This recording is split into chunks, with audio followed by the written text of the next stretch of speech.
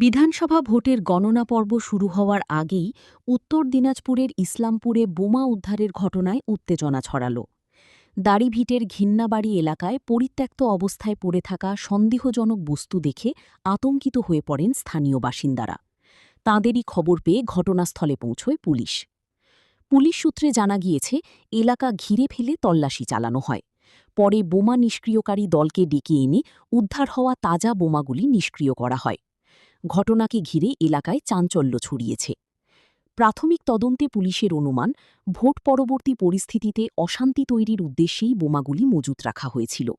যদিও এই ঘটনার সঙ্গে জড়িত কাউকে এখনও পর্যন্ত গ্রেফতার করা যায়নি। ঘটনার তদন্ত শুরু হয়েছে। পাশাপাশি এলাকায় বাড়ানো হয়েছে নিরাপত্তা ও পুলিশি নজরদারি। সকালে আমি আসলাম, জমিতে কাজ করতে আসলাম, তখন দেখলাম আমি একটা ব্যাগ ছিল, ব্যাগটা উল্টালাম, ব্যাগের মধ্যে দেখলাম যে 3টা আছে, বম আছে। তারপরে আমি স্যারকে ফোন করলাম, এনটি সাহেবকে। এনটি সাহেব বললো ঠিক আছে, এটা তো লোকাল বম আছে, তোমরা থানায় ইনফর্ম করে দাও। তারপর থানায় গিয়ে ইনফর্ম করা হলো, থানায় স্যার আসলো, স্যার দেখছে সব। কটা বম দেখলেন? 3টা দেখলাম। কি মনে হচ্ছে বম দেখে? কেউ কি রেখে গিয়েছে না কি কিছু হতে পারে? সেটা তো স্যার আমি বলতে পারবো না। কোন এলাকায় এটা? এটা দাড়িভিট বলে এটাকে।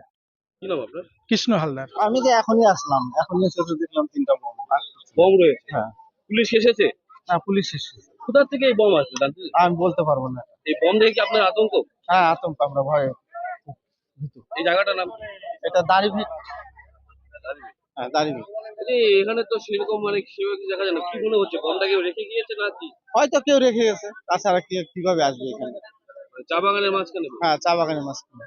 এদিকে কি মানুষ যাতায়াত করে? হ্যাঁ হ্যাঁ, এদিকে আমাদের নদীতে যাই, আমরা মাঠে যাই, এদিকে আমাদের জায়গা জমি। বম দেখে কি আপনার আতঙ্ক? হ্যাঁ, আমরা খুব আতঙ্কিত, খুব ভয়। কি নাম আপনার? রতন মন্ডল। এই জায়গাটার নাম?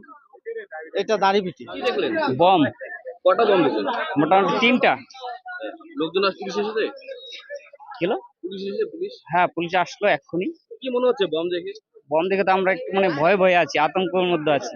বম কি কেউ রেখে গিয়েছে না কি মনে হচ্ছে? সেটা তো বলতে পারবো না, মনে হয় রেখে গিয়েছে। তবে কালকে রাত্রে মোটামুটি 9টা নাগাদ এদিকে বোমের আওয়াজ পাইছি।